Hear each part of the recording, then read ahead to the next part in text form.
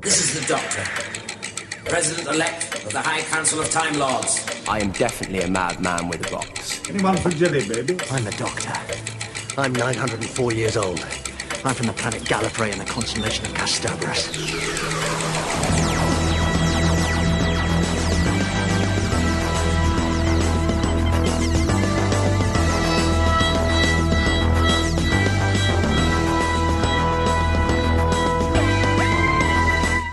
Hey Who fans, and welcome to the Big Blue Box podcast. My name's Gary. My name's Adam. And we're at episode 80. 80.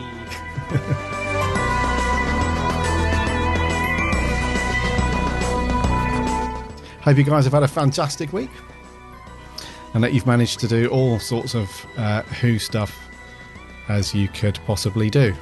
As you could possibly cram into a week. How much Who stuff could you do in a week? Ooh, quite a bit. You could listen to a few Big Finish. A few classics. Watch a few of the old episodes. Drag a few of the old DVDs out. A few of the old DVDs, yeah. They are old now. VHS, if you've still got them. I still got some VHS somewhere. Have you? Yes, I have. Some of them are signed. I was quite horrified, actually, because some of them are in storage at my parents', and I had to go and clear out a load of stuff from there not that long ago. Wow. I found a box of all these old VHS Doctor Who's, and I was thinking, oh, yeah. And then I noticed some of them were signed. I was thinking, how on earth did I ever let these get out of my grasp? So, yeah, so I quickly swiped them back. I don't know if they'd even play anymore. They don't look a bit... Make sure they haven't perished. Yeah, just put them in there just to turn to dust inside the machine. It reminds me of an Alan Partridge scene where his assistant Lynn spills OJ all over his James Bond VHS. James Bond set, yeah. Yeah, they're ruined. That's me. I know that because he's really suppressing his anger, isn't he? Yeah, that'd be you. Yeah. That would absolutely be me, yeah. Seething. Well, that's cool, though. Having a load of old Doctor Who on VHS. It's probably like peeps that collect the really old annuals. Yeah, I love the back annuals. in the day. You've got the very first one, haven't you? I have, yeah, the Hartnell one. Yeah, that's cool. Yeah, that was really surreal, actually, because you always sort of hope, don't you, if you're passing an Oxfam, that they might have something like that. And I couldn't quite believe it one day when I was walking past and it was in the window of my local Oxfam. And I was like, it was very surreal. I did have to pinch myself. I was like, no. I was thinking, I hope they don't know how much it's worth. But I think, I can't remember what I paid for it. It wasn't cheap, though. It obviously, because they do that now, don't they? They do their research now. Yes. You know, you don't get sort of 1 penny books in Oxfam anymore. No. They do their research. So, yeah, I didn't pay an awful lot for it, but I remember I played a good sum. But it's a good one to have, yeah. It is a good one. Yeah. What have you been up to, mate? Anything cool? I've been gearing up for Cardiff this weekend, getting myself together. I'm well looking forward to it, actually. So I've bought my ticket for the Doctor Experience for the Saturday. I've bought my ticket for the Comic Con on the Sunday to meet Colin Baker. And I think I might get a photo of Nicola Bryant if I can as well. So yeah, I've been gearing up for that. Good stuff. Picking up my time. And apart from that, not a great deal. I've had a delivery of a couple of Funko Pops. I don't know if you saw them on my Facebook page. I got Rose, the Ninth Doctor, and Captain Jack. Oh, Captain Jack! I need to get him. He looks good. I think out of the 3 that I got, I think he's the best one. Actually, I really like the Captain Jack one. Yeah, he does look good. Because the Ninth Doctor looks a bit boring, actually, as a pop.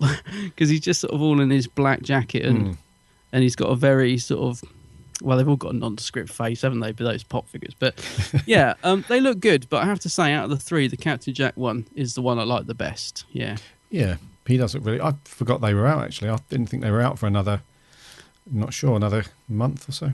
Well, this is the thing. They keep getting pushed back, don't they? And I had them pre-ordered from Forbidden Planet. I seem to have got half ordered from Forbidden Planet and half pre-ordered from Forbidden Planet International for some reason.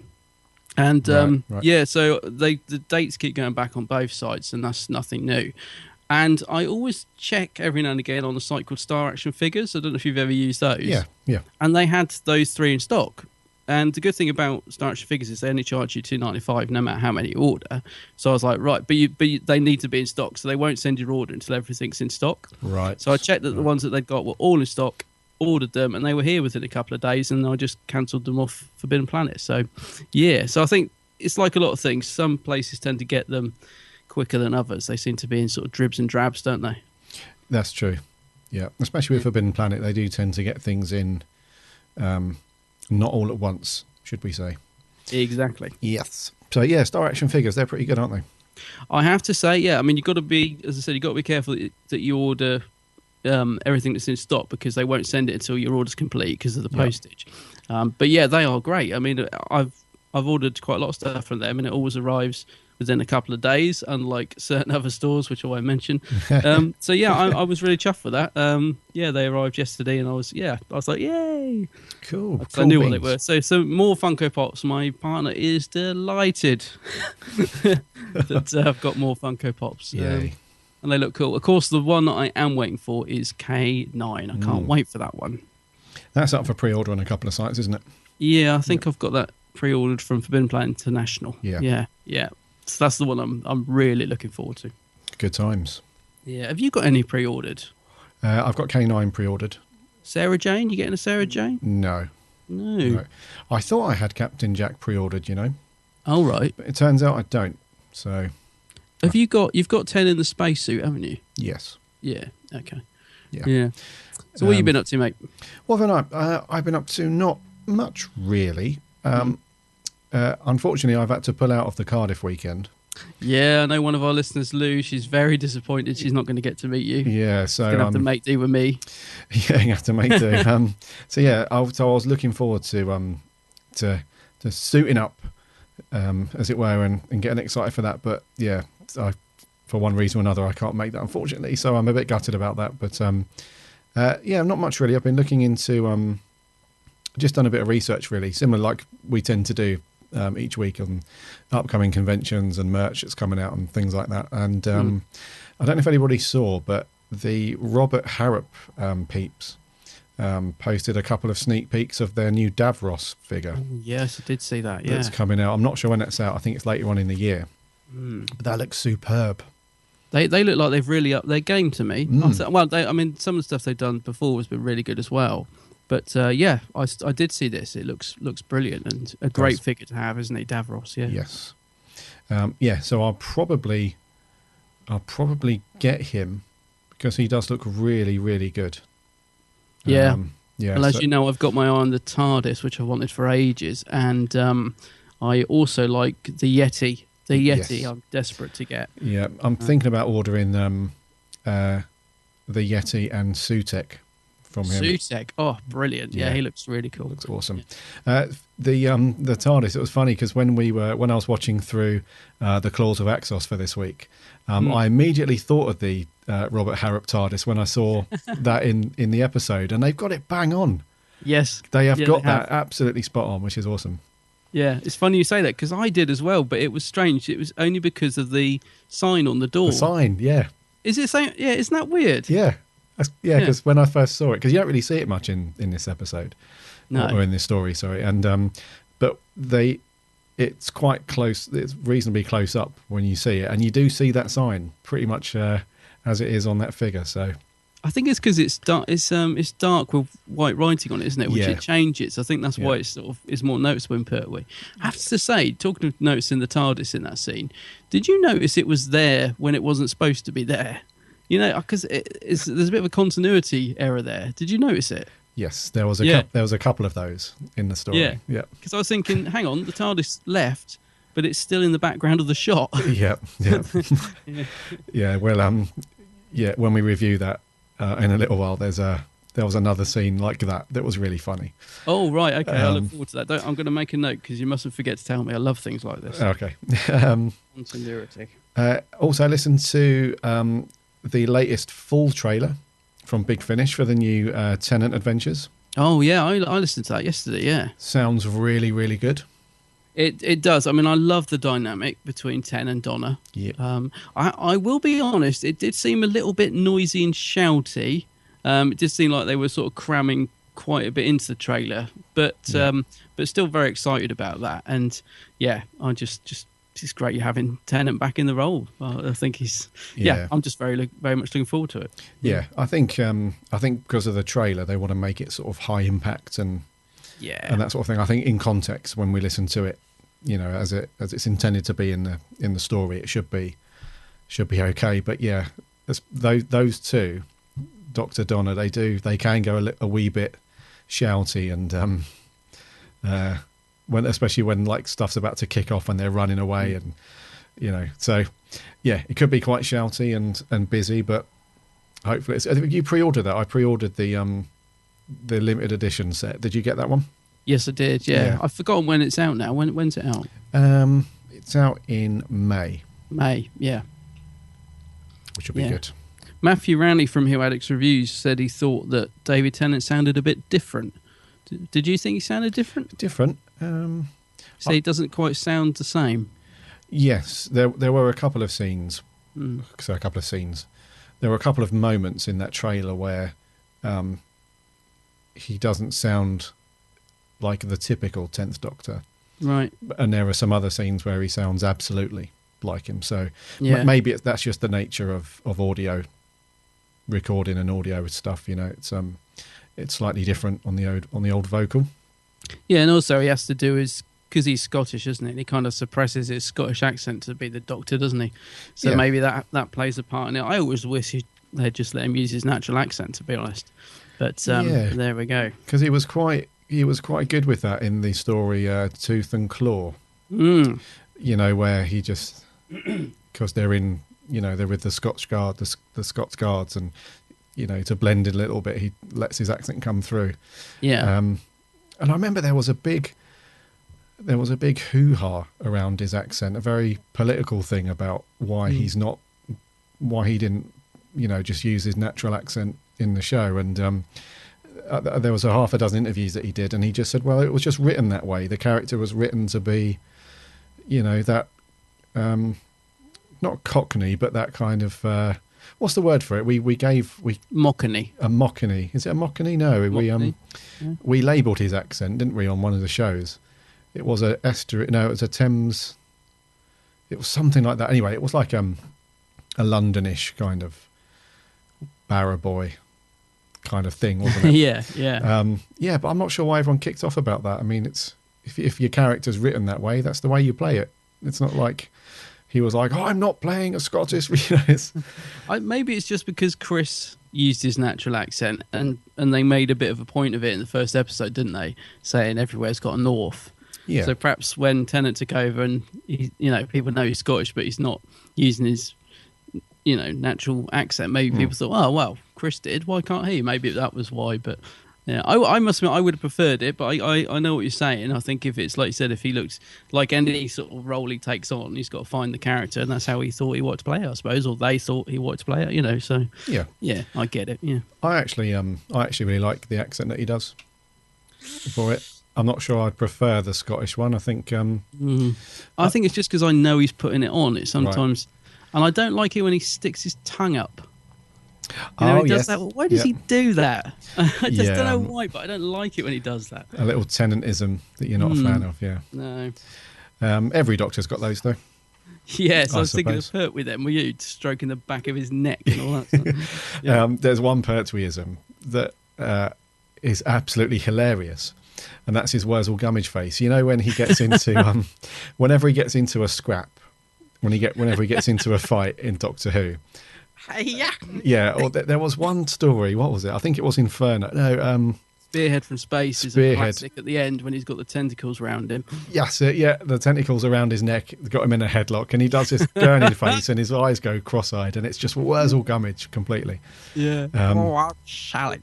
And it's completely comical, and it's completely out of place for his character in Doctor Who. But there we go. Yeah, I do know what you mean. Yeah. Anyways, not up to anything else. I will pick up this month's Doctor Who magazine, though, because I don't subscribe to that anymore. I don't really read it that often, but this one's got a big feature on the TV movie with McGann and Daphne Ashbrook and stuff, so that looks like a really good read. And we're big fans of the TV movie, aren't we, in general? Yes, very much so, yeah. So I'll pick that up, I think, give that a read. Yeah, it dropped through because I do subscribe to it, and it dropped through my letterbox yesterday. I haven't had a chance to read it actually, but it's got a cracking McGann cover on it. Yeah, get it. Haven't seen that picture very often of McGann in that pose. No, it's a great picture. It's funny you say that though, because I thought they'd already used that. When I saw that picture, I thought it was an old Doctor Who magazine. It took me a second to realise it was this month's. I thought they'd already used it, but clearly not. I mean, it is a great picture. Yeah, it is absolutely, because I love that console. I love the it's fantastic. Yeah, console, beautiful. Yeah, we have reviewed that, haven't we? Yes, we did. We did. Yes, yeah, we did. Yeah, just before we interviewed our good friend Dashni. Ashbrook. Blimey, Dashni. Yeah. So yeah, we did review it, and I think can't remember what we scored it, but we scored it fairly high. Yes, I think we did. I gave it a 7. You gave it an 8. Oh really? Yeah, okay. Yeah. I thought you'd gone higher than that. It's funny because Not I bad. get a bit defensive over the TV movie. I read an article just the other day where they started off by saying, sort of laying into it a bit before they went on to what's wrong with the new series and all this. And actually, I did agree with some of their points later on in the article. But yeah, I was a bit like, it got me off to a bad footing because I was like, don't slag off the TV movie. There's some great stuff in there. You know what I mean? So, how dare you? how very dare you? Yeah, I got a bit defensive on it because I think there's well, we've reviewed it. I think there's some great stuff in it. Yes, go back and listen. Yes, back in I don't know, probably like episode 20 something, but something like that. Something I like like that. to dress for the occasion. For the I just occasion. I love all that. Anyway, we should probably Anyways, we should land the TARDIS We in should. its beaten up and battered state and Yes, do it's- some news. it's almost ready to fall down on one of our heads, isn't it?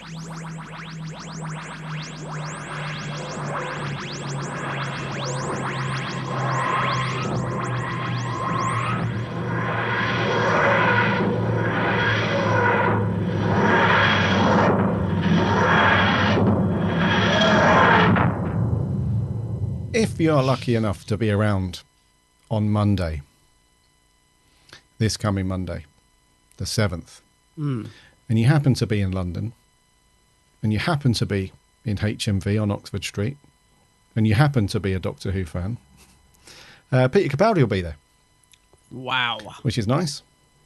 it is nice, isn't it? Yes. So he will be there from 5:30 in the afternoon, signing the new Series 9 DVDs and Blu-rays, Yes.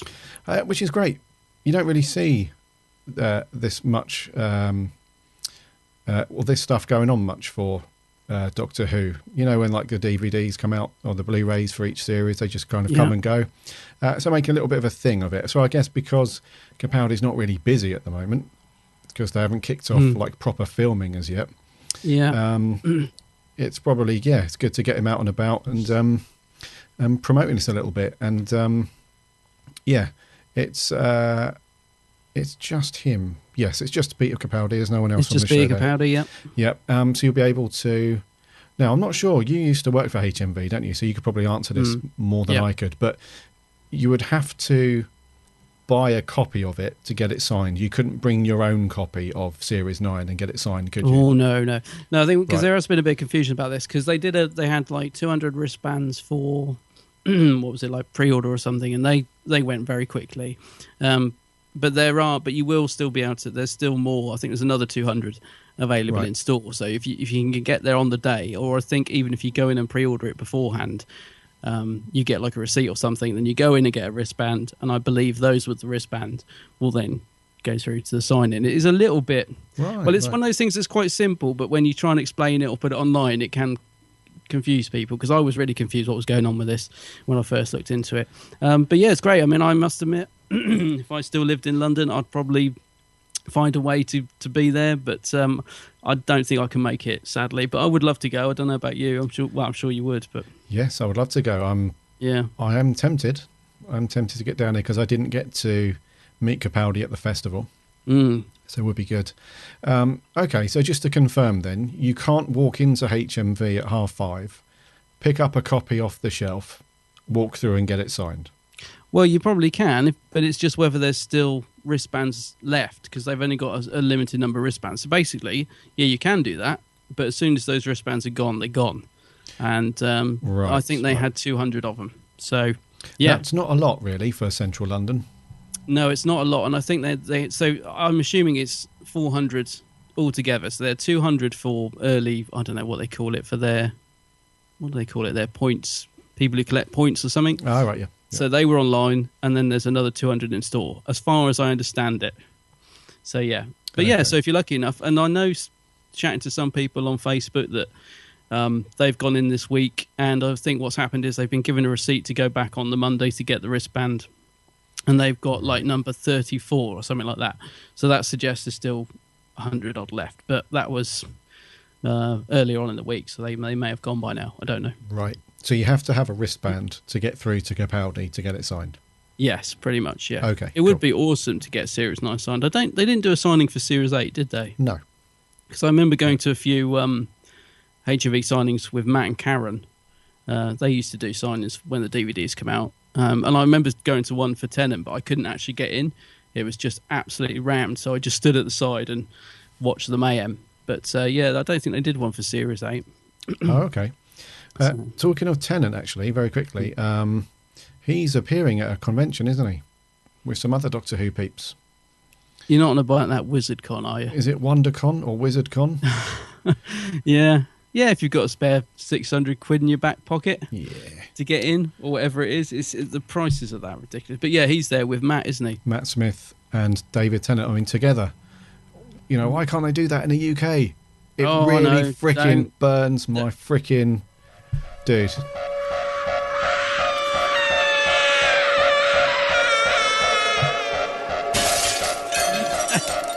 We haven't had that for a while, have we? We have enough conferences, conventions happening in the UK every year. And we do some pretty big ones, like the Showmasters ones in London, the MCM Expos, Yep. all those big ones where they have some pretty big people there. I mean, last year we had, the Showmasters one in London. We had Michael J. Fox. Yes, yeah. And a year before that, or a couple of years before that, we had the chick from the X-Files, Gillian Anderson. Chick. so we've I haven't had- heard anyone say that for years. So they do get some big stars there. Yeah. And, you know, arguably, Michael J. Fox and Gillian Anderson and who's the old, what's the actor's name who plays? Marty! Christopher Lloyd. Christopher Lloyd. You know, those guys arguably are biggest, they're bigger stars than somebody Yeah. like David Tennant. Maybe, well, I'm not sure, but, you know, they've, you know, like big Hollywood stars.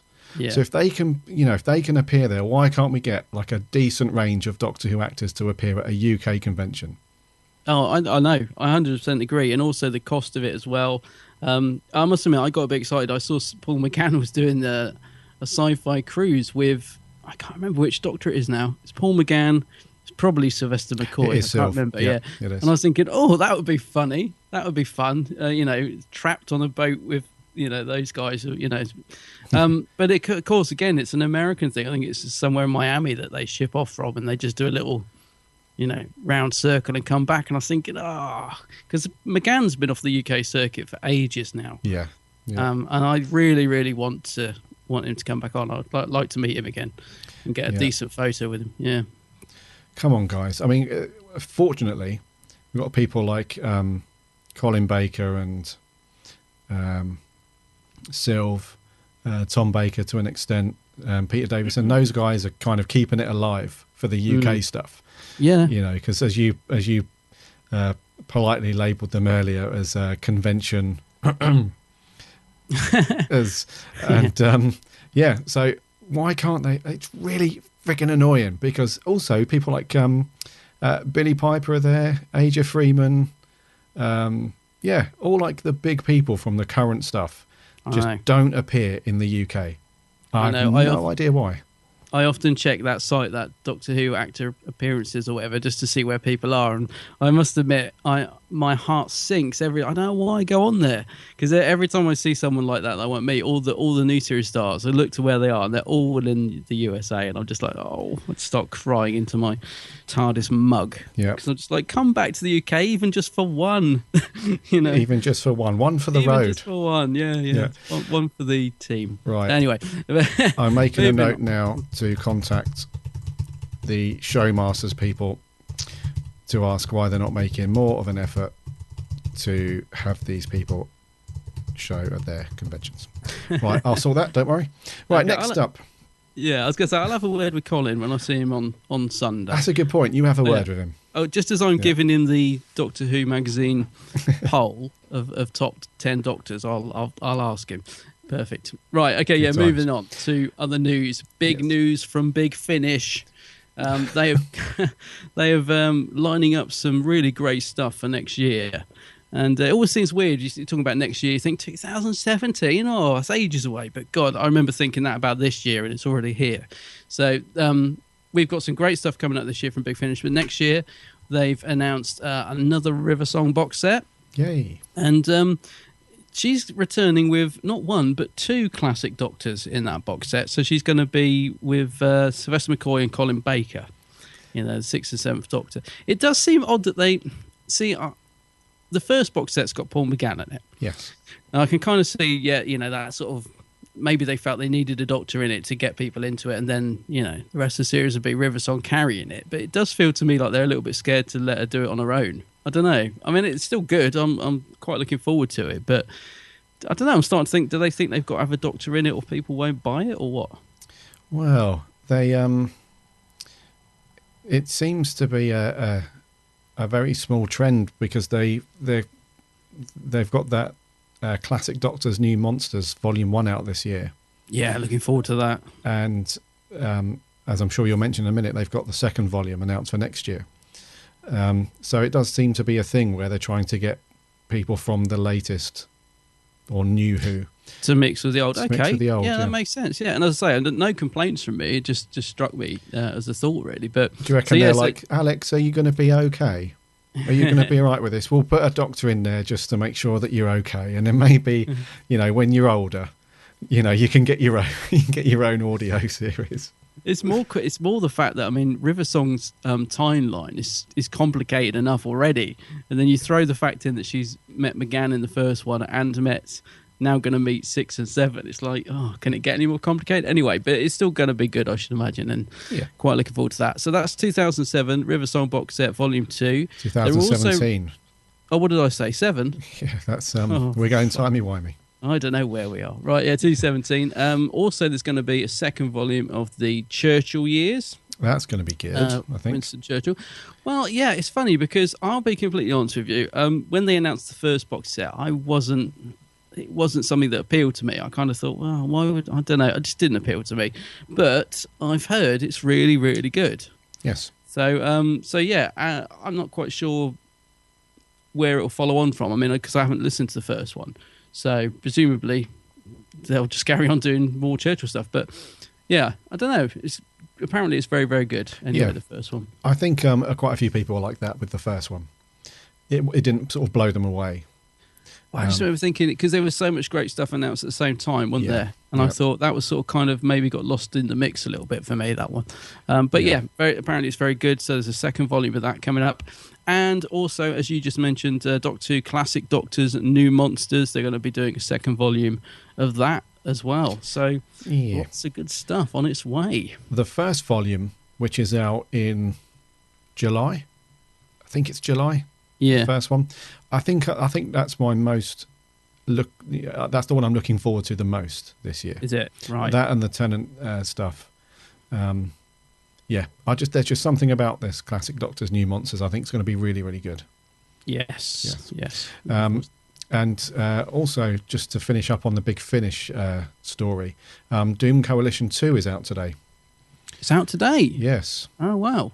So, it was out, if you're listening to this on Friday the 4th, it was out yesterday. So go and grab that if you're a fan of the first one. I didn't know that was out today. Yeah. I enjoyed the first one. The first half was definitely the stronger stories, but it was good. Yeah. Yeah. Yeah. I re-listened to it earlier in the week because I put on Twitter that old Sylve in the first episode goes completely bonkers with his rolling R's. It's oh yes, he does. Yeah, like more than any I've ever heard. Like literally every word that starts with an R just gets like a big 10-second rolling. It's really funny.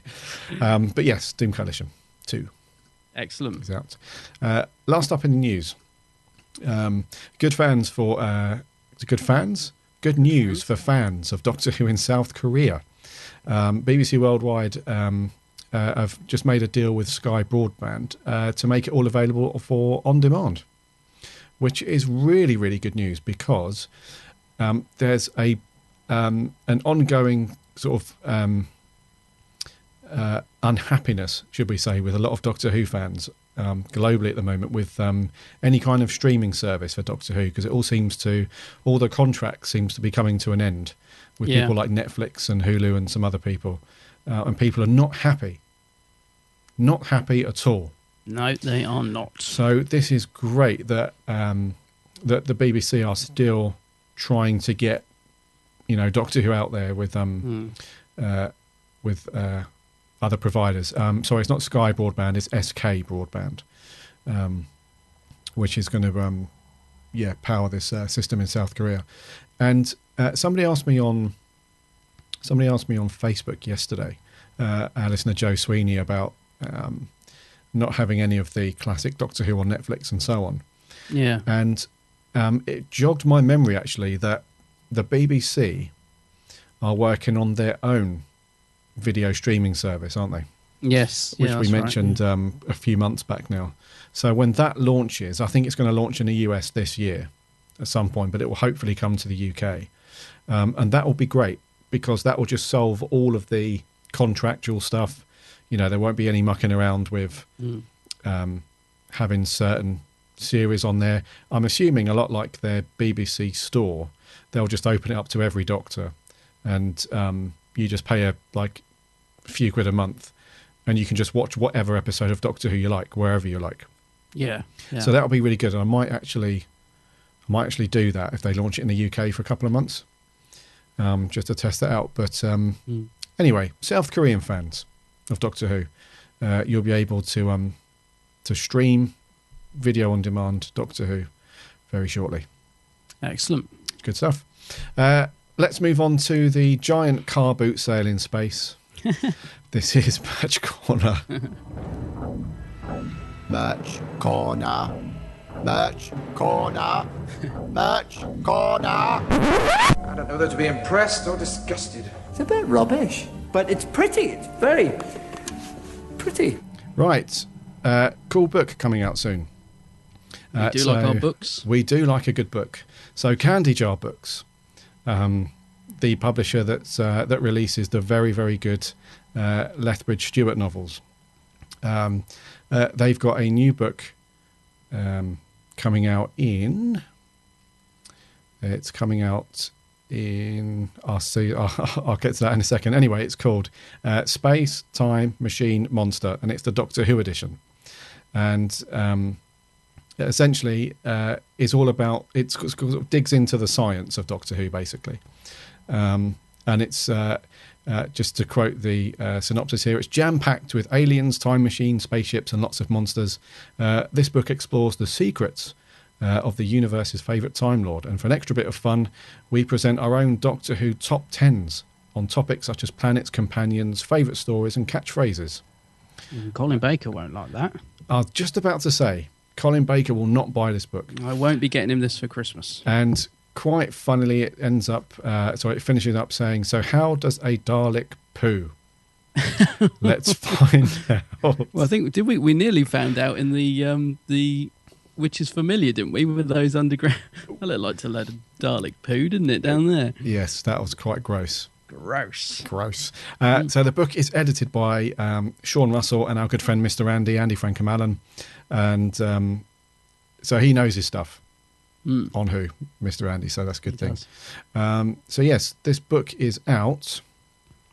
Is it out now? I think it's out now. Yes, it is out now, isn't it? Because I was looking for a...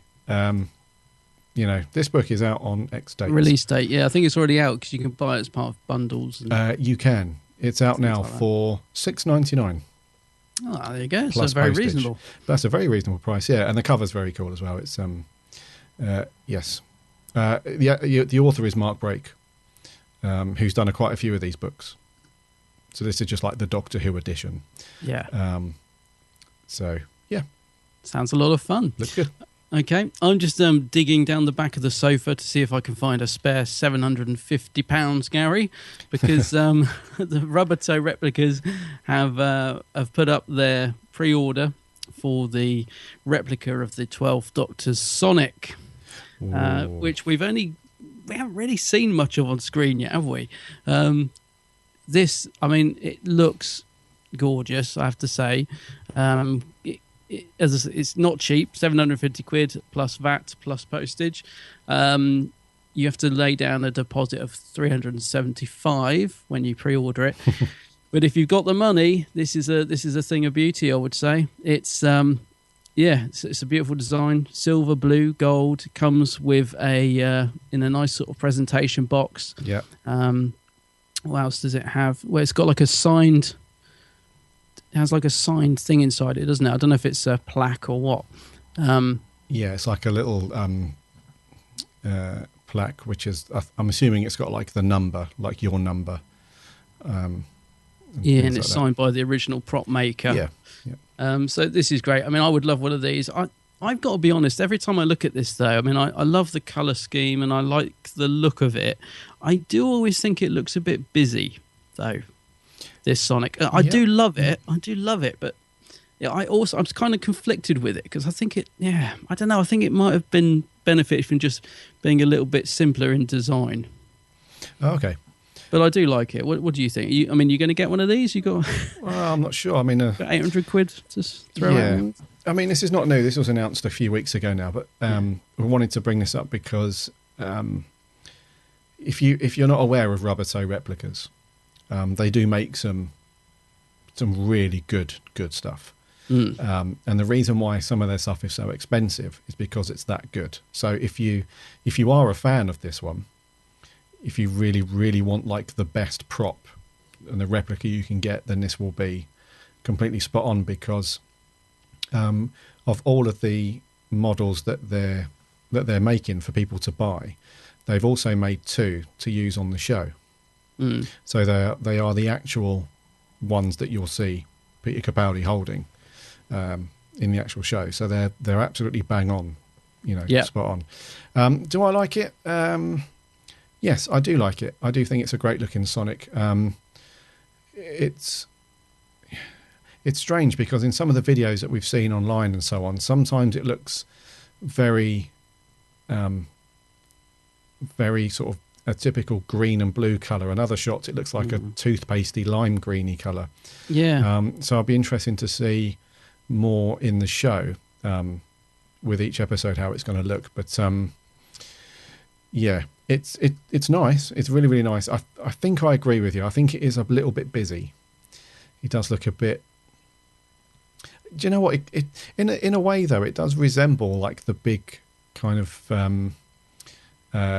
tinkering table that the Doctor has in his new TARDIS, where it's just got all the tools lying around and things like that. I can imagine him. And I know the TARDIS itself makes these, but it does, have that kind of tinkery, little sort of crazy scientist thing going on about it, which is quite good. But it is a bit busy. I do agree. But it's still nice. It looks quite big. You said that it looks quite clumsy to be carrying around and stuff. But yeah, I do like it. I mean, I probably can't afford this, but I would love to get one. But yeah, I do like the design of it. I don't know. I see what you mean. It looks like something maybe the Doctor could have thrown together himself. So yeah, I get that. Yeah. So yeah, so if you've got the money, guys, and you want one, it's up for pre-order now. It is up for pre-order. And what did you say? You could split it in 2. So. It says when you pre-order it, you have to give a deposit of £375. That's right. Non-refundable. Bear that in mind. So if you drop nearly £400 and you change your mind, that's life. You're stuck with it. That's life. Yeah. You've got the beautiful Siege Mode TARDIS from Rubbertoe, which is really, really nice. Yeah. I've got the open confession dial. I keep checking to see if they're going to add the. Well, they are. They're going to do the closed version, the confession dial, which is not on their site yet. But I am hoping to pick one of those up. And I see that they were doing some limited signed ones by Michelle Gomez. Did you see that? You could. Oh, yeah. They just had a few, which I thought, wow, that's good. I think they were £99 plus VAT plus postage. But yeah, they look quite nice. It would be good to have one signed by Michelle, but again, I don't know if I can afford it. They're also doing this Sharky and Sonic, which kind of popped up from nowhere, which is a really odd thing to bring out. Yeah, I'm not sure about that. Yeah, it's the same thing, isn't it? But it's just like the top half is missing, and there's like some cables hanging out, and it looks okay, but it's a bit strange. It is a bit strange thing to do. Like you wouldn't, if you went round someone's house and you're looking at their Doctor Who collection, you wouldn't immediately think, oh, that's the Sharky and Sonic screwdriver there. No, they'd be like, oh, did that fall off your shelf when along with your Dalek? Did you drop that one? I dropped my Dalek. But I'm just thinking they do the shrunken TARDIS, which is actually cheaper.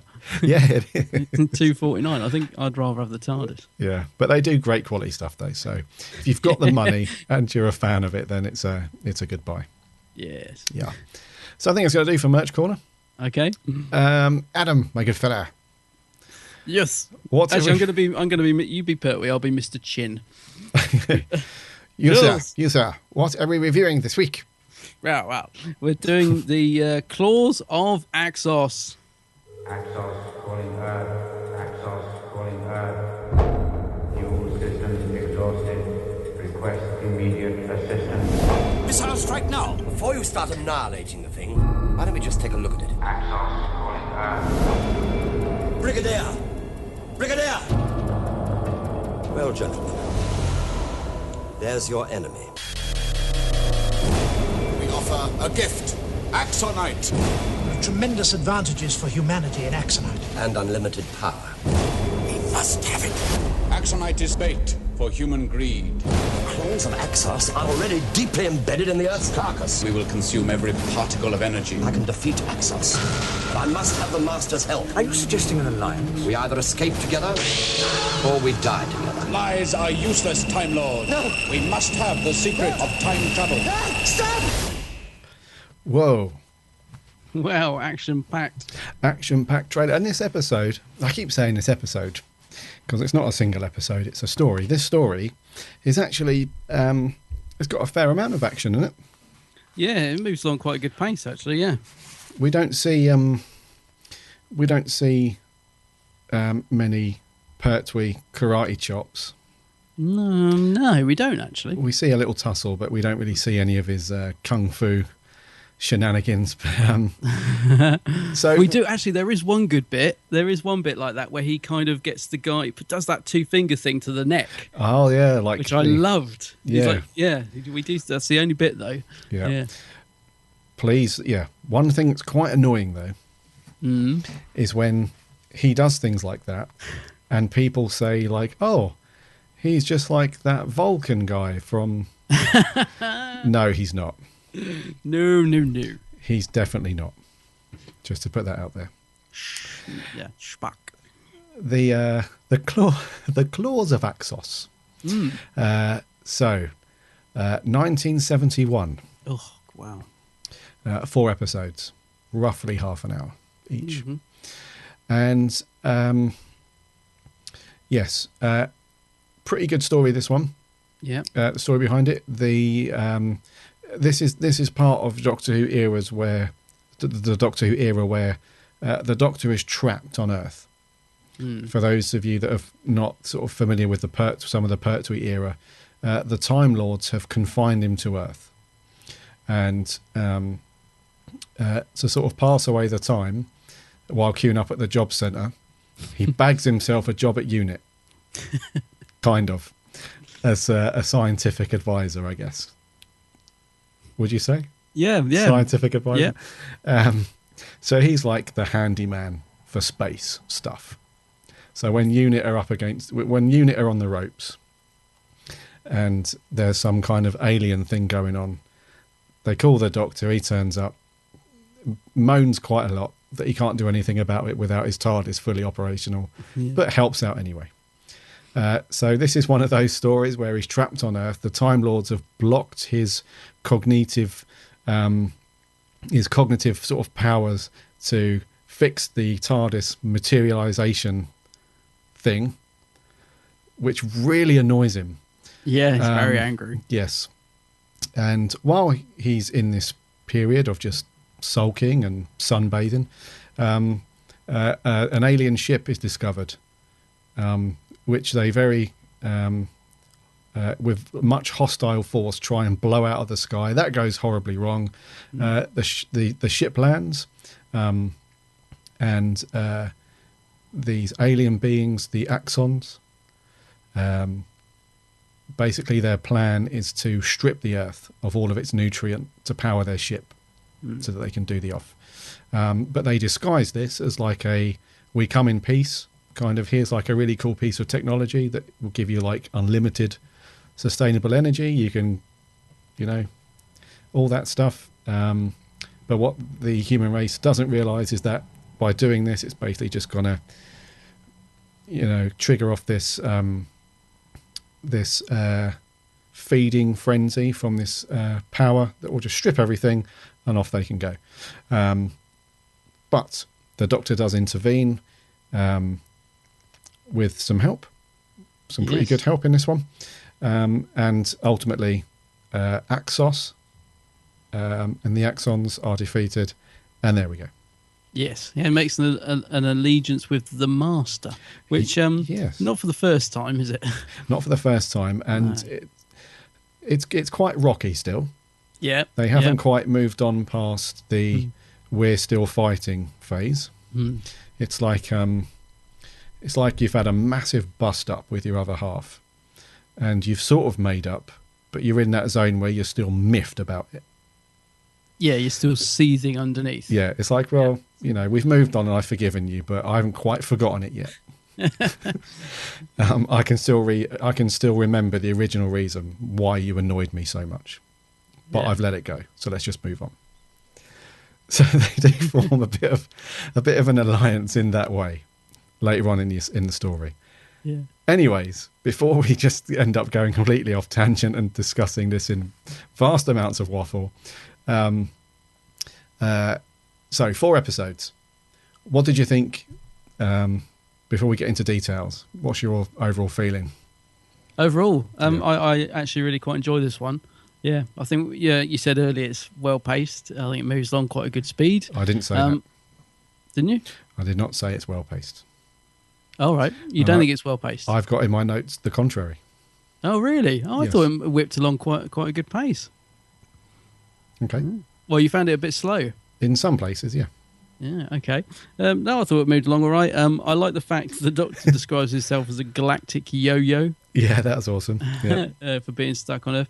And I like all the stuff between him and the Master. It does make me. There are bits in this that make me laugh unintentionally, which we'll come on to. Yeah. One of those things is the fact the Master's very randomly been caught by the Axons and is being held prisoner. Yeah, I did. So I was thinking, what's he doing there? But he gets himself into some scrapes, so I'll let it go. But yeah, overall, he gets himself into some. It's one of those things like, what have you done again? Yeah, you again. What have you been up to now, you scallywag?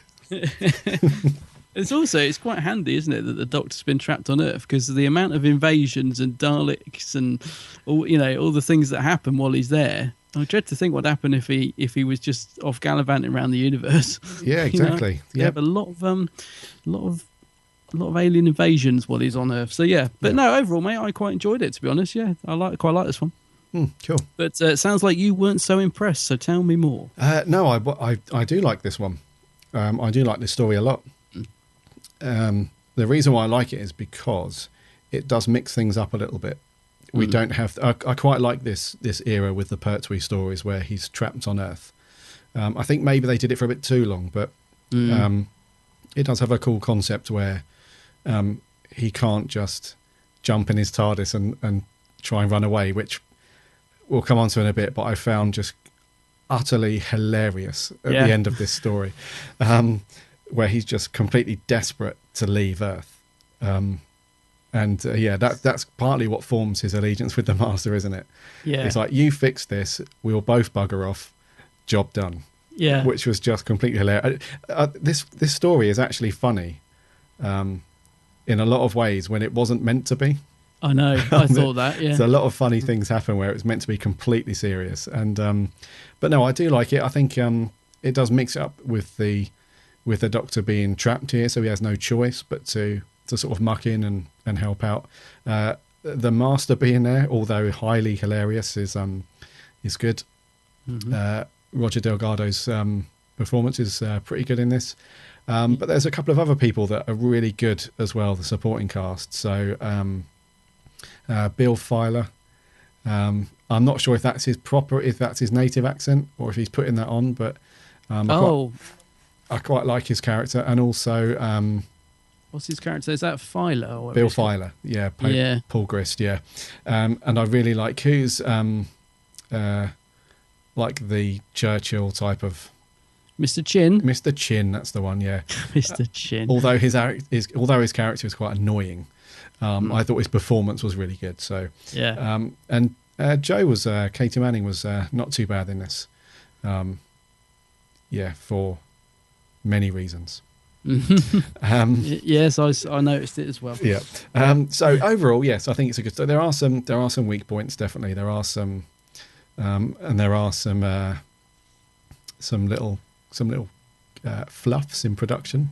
Yeah. But overall, I think it's a good story, and I do like Pertwee in this one. He does have a very good stern. He's very stern in some stories. There's hardly any smiles from him throughout the entire time. So he does play that very stern, let's just get this sorted, I want my Weetabix now kind of attitude. So yeah, overall, I like it. Overall, it's quite a trippy episode, isn't it? It's quite sort of psychedelic at times. Yeah, quite all those headache heads inducing. moving around and bright colours and a bit of CSO going on and all that sort of stuff. Yeah. Yes, I did get my eyes did start to like vibrate very quickly some places. But okay, so story wise, I quite like when we said about the pacing and so on. There are some parts of it where it moves along at a blistering pace, and in a sort of searching for the word, in a sort of juxtapositional way, emulates the Doctor's comment about him being a yo-yo, because there are some points where there's lots of running and there's fighting and gunfights and all that sort of things, and there are other times where it's like, come on, somebody do something. Somebody, even if you just walk a couple of paces around and do that while you're talking. So I found it to be a bit of a drag in some places. Okay. But in other places, I found it like a modern day action movie, really. Yeah, I was going to say, I think there are bits of it that actually, despite the budget and that, they do try and be quite epic at times, don't they? Like you've got Unit rolling in and all the Axons when they turn into those funny, what would you call them? Those creatures, and they got all the tentacles coming out, and there's they're trying very hard, I think, with a lot of it to make it quite grand and epic on scale. Do you like Unit? You a fan of Unit? Because we get a lot of them in the Pertwee era, obviously. Yes. I'm not really sure if I'm a fan of Unit as such, because Unit to me is like the Brig, and a couple of other people. But I mean, we don't really see anything of them. They're just like, I just see them as the army. We don't really see anything of them other than just guys in military stuff legging around with machine guns. To me, Unit is like the Brigadier and Kate Stewart and stuff. So but I'm a very big fan of the Brig. Yeah. That side of Unit. Are you a fan of Unit? Because a Big Finish brought out a Unit audio adventure, didn't they? Yeah. So they must think that there's some value in it somewhere. Do you like Unit? I like Unit. Yeah, I think I agree with you that they perhaps were featured a bit too much, but I do like them. Yeah, I think I was wondering if because the three, like you said, the three main bits of Unit really, you got the Brig, Benton, and Yates. They're the sort of main Yates, three yeah. characters we get to know. And I was just wondering, were you laughing when they were on the back of that truck having the fight? And it was rolling down the hill. Yeah. Because I knew you would be. Oh, yeah. But yeah, no, overall, I quite like Unit, but I must agree with you on the Brig. He does make it for me. Oh, yeah. I just think he's such a great character, yeah. Yeah. He's got that great... he does that shouty, barking orders so well. But he doesn't come across as like a douchebag with it. You know, some people when they start barking orders and you think, oh, I can't stand that guy. Well, like Chin. Yeah, just like Chin, yeah. But the Brig just seems to have this level of like authority that's respectful as well. It's he's likable. He's likable authority, yeah. And so I'm a massive fan of the Brig. We love the Brig. Yeah, I was going to say, can't fault the Brig. Yeah. One thing that did strike me about this, because we mentioned in our War Machines review how posh and very British everybody was. Oh, yeah. And, this is some years later, and there's still very much in that, there's still a lot of that going on in this, isn't it? Yes. Like Mr. Chin's very posh. I don't know what the character's name is, the other guy who's in the Mac coat that goes in and sees the frog getting large. He's very British. I think he used to be in Yourang My Lord. I couldn't place him for ages. I was like, oh, I know that actor. Oh, right. Yeah, Okay. so there's still a lot of that, considering this is a few years after War Machine. So we're still very much in that sort of, I wouldn't say stage play, but do you know what I mean? That sort of style of acting and that, the way it's done. Yeah, no, I agree with you, mate. We've still got that very upper, sort of stiff upper lip. Yeah. Very kind of regimental almost thing going on. And there is a certain charm to that. Some of the early Who that has that very, very typical British newsreadery type of feel to it. He's really good. And I'll tell you what else I do love is that we get a folder with Top Secret marked on it in great big letters. Do you know what I should have done? Instead of just making various notes, I should have just put Secret things that make me laugh. Number one, the very overemphasize of the guy holding up the folder to the camera. Top Secret. And it just says Top Secret in big bold words. And it's just hilarious. Because it's not the way, is it? Yeah. Yeah, I mean, it's back in that time where... it's back in that time where like TV and filmmakers very much needed to make the audience aware visually of what's going on. Whereas these days you wouldn't think anything of it. They probably wouldn't have focused on the front of that folder at all. No. So that kind of thing is like we hold it right up to the camera and then down again to read. It's so funny. But there are so many little bits like that in this story. Yeah. In it, and I'm not sure if that's down to Michael Ferguson. Was it Michael? Yeah, the director Michael Ferguson, or Barry Letts, because this is like the whole Barry Letts influence on Who is maybe that's a Barry Letts thing where his kind of style was like let's paint the viewer a very visual picture of what's going on. Barry Letts is very much loved this CSO as well. Oh yeah, which I find gets used far too much in the Pertwee era. But it's not too bad in this. I mean, apart from the inside of the spaceship, we don't get that much CSO, do we? We get a bit of location work, which is good. Yeah. What was it, talking to continuity then, what was the other thing you spotted? It was like a little production guffaw where Chin has left the Doctor and Joe. Yeah. And the camera sort of moves around and we can see them talking. But you can tell that in a few minutes' time, he's going to come back into the scene. Oh, so right. he's just standing in the doorway. He's just standing in the doorway, like literally just motionless, waiting for his cue to come in. Yeah. And the cameraman must have spotted him because when you see him, it very slowly starts to move away and then it frames those two together. So you can tell that he just pretended to walk off the set, but just stood on the end. Oh, right. In the doorway, and the camera just sees him very clearly, and it's like, oh, he's still there. Let's move around. I didn't notice that. I'll have to have a look. Yeah, it's very, very funny. It's the scene where they've already gone into the Axos ship, and Joe sees the big tentacle person, and they try and fudge it off as like some sort of hallucination. But then when they're back in the office, he's like, "So what did you actually see then?" She's like, "Oh, you believe me?" He's like, "Of course I do." It's that scene there. I'm with you. It's very, very funny because the look on his face as well. He's not doing anything. He's just literally just like motionless, like concentrating on the dialogue and making sure he comes in at the right time. But go, yeah. It's funny actually because I watched an old One Foot in the Grave 2 nights ago, and there's a scene in that where you could see there was somebody on the stairs stood there like motionless, waiting to come down. So waiting for the right moment for the, like you said, obviously reading the lines. As soon as his cue, you just see him walk down. But I think his legs have been there for the last 2 minutes.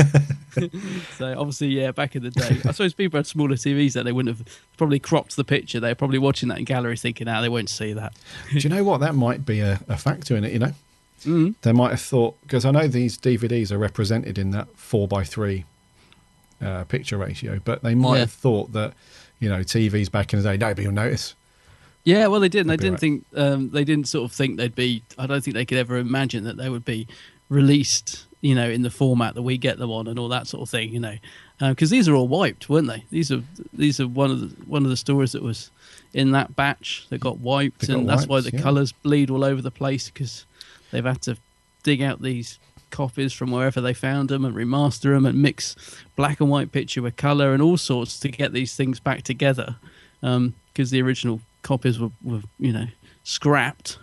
So because that is the sad thing about the Pertwee era. A lot of it is quite hard to watch because the picture quality is a bit garish, I suppose. Yeah. It's a shame really because I think because of this time period, I think everybody was still a little bit high when they were making these episodes, and as a result, they can be like really vivid and colourful, and but because the picture quality is degraded a lot, and like the sources are not great, it does tend to look very soft and grainy and washed out, and yeah, like you say, the colour bleed, and especially with the CSO shots.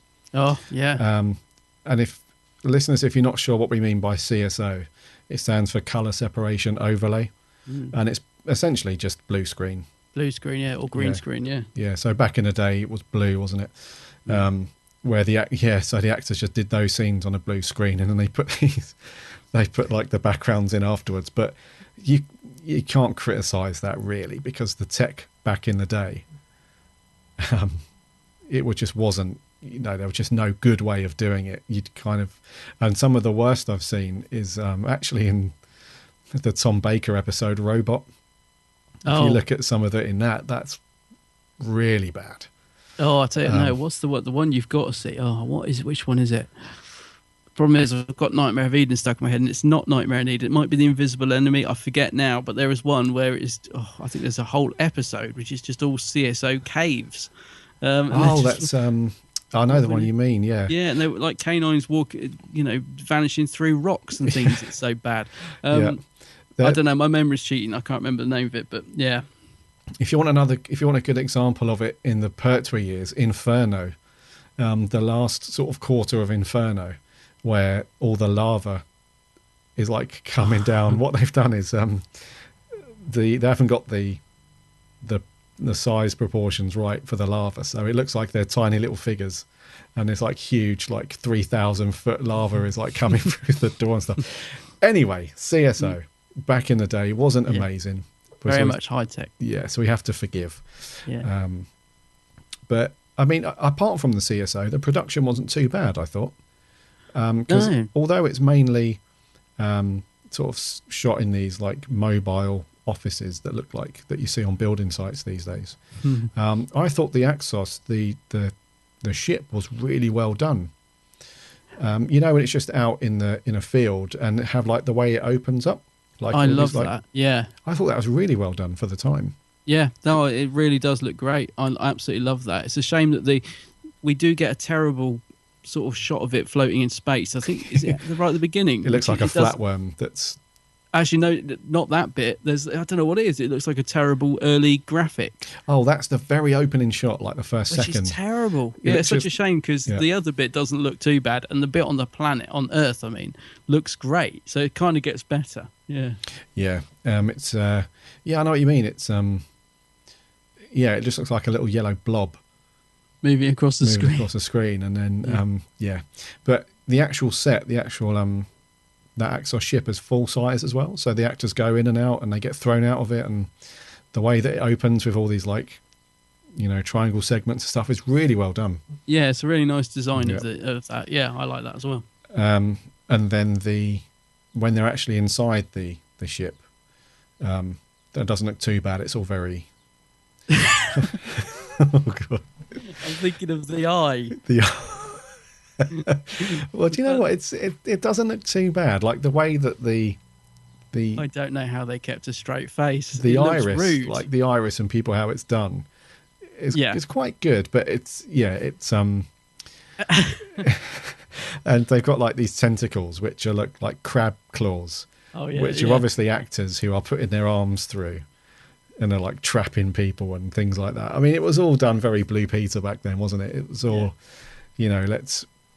how can we make like these red tentacle claw things come out and grab the actors? Well, we'll have to just like hack off the jumper, like the sleeve of a jumper or a coat, paint it red, and that sort of thing. So it's, but I've said it so many times before, like the old classic Who, that's its charm.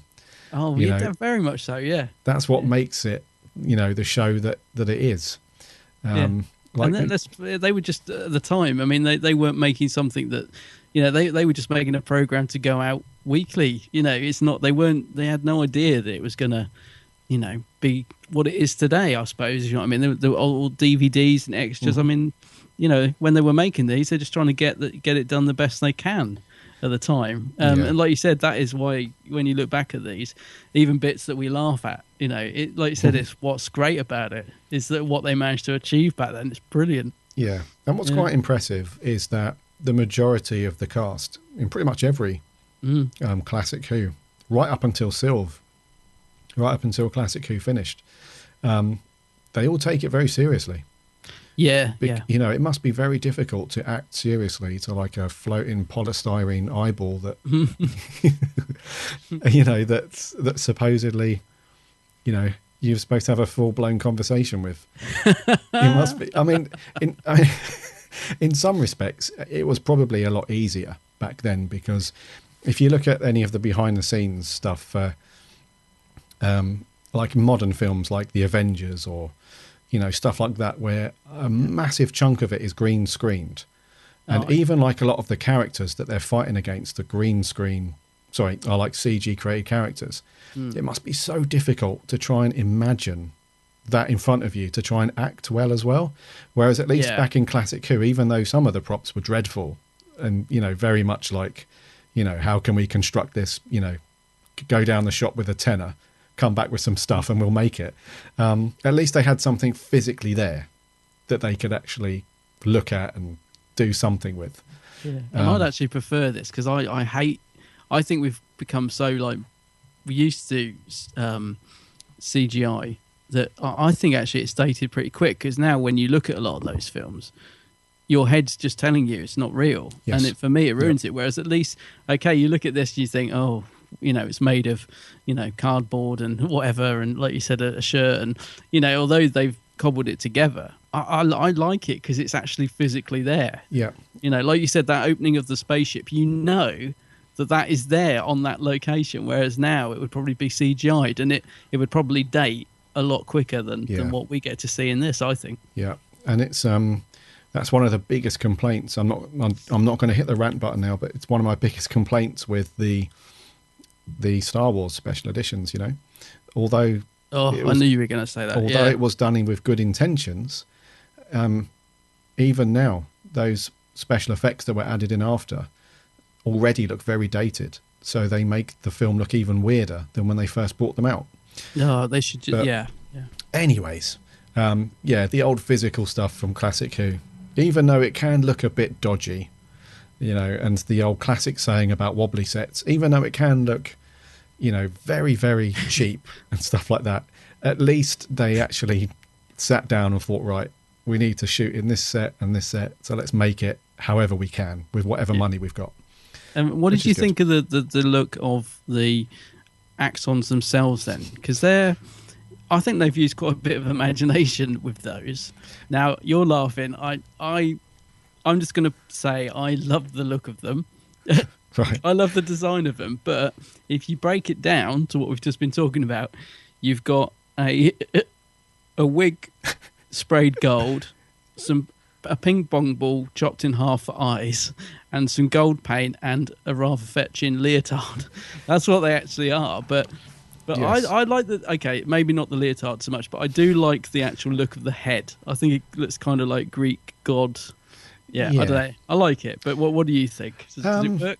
Yeah, I mean, I'm not a huge fan of that look in particular. I thought he was going to say of leotards. But I've got an interesting question for you.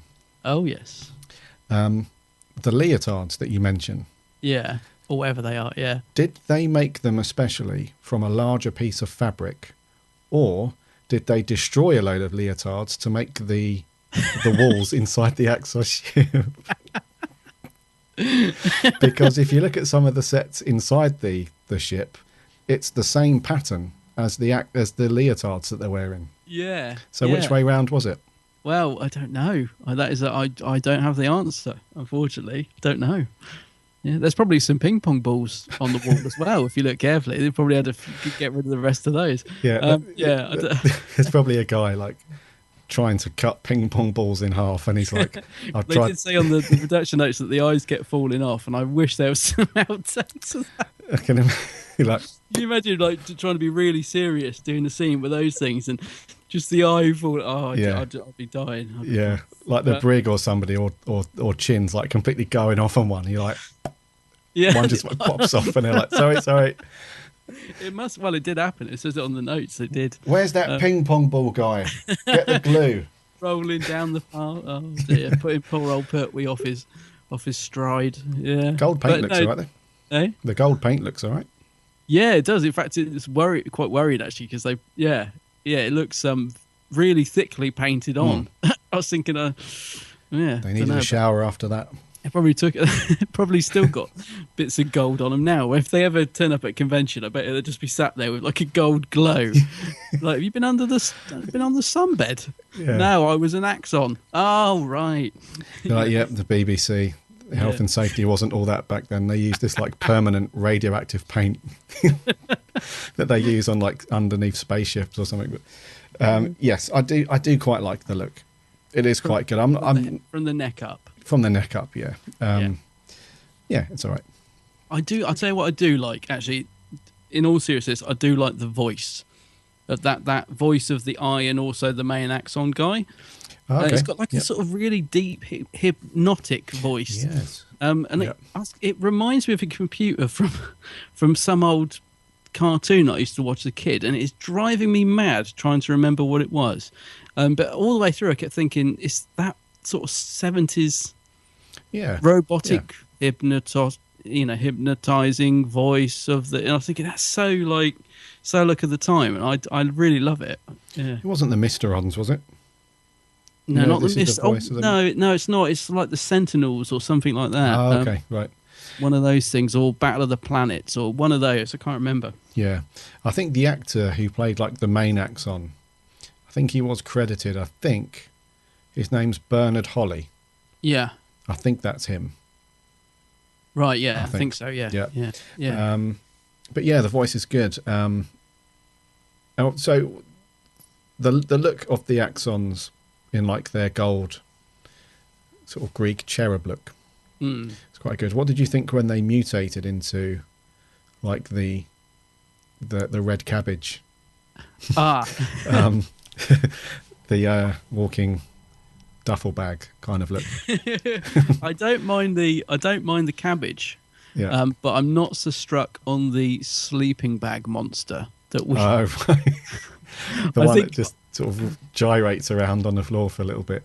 I'm not sure why it's there, because we only see it in that one brief scene, and it kind of looks ridiculous. If I was director, whether I probably or producer, I probably would have cut it out because it's not seen or heard of again, and it almost feels really out of place, and it looks terrible, doesn't it? It's literally someone moving inside a green sleeping bag, isn't it? By the looks of it. Yeah, kind of. So yeah, I'm not so struck on that, the sleeping bag monster, but I think the Axons are quite good. I do think when they're attacking, although they look a bit clumsy, especially when they're wandering around the power station, but didn't you think like when they were sort of shooting their tentacles out and people were, again, this is probably one of those old BBC explosions that they wouldn't allow now, but when people are blowing up and stuff, I actually thought it was quite effective. Yeah. Because there's one bit where a guy actually goes up in a ball of flames. It's really well edited for the time. Yeah. You know the bit I mean? Yeah. I think that's not bad. Just thinking, there was a scene where one of the soldiers of UNIT gets zapped by one of the Axons and he does a full-on forward somersault. Oh yeah. He goes for it. Yeah. You just think, right, when you get zapped, just fall over. The guy's like, no, I'm gonna. This is my moment on screen. This is, yeah, he's really going for it.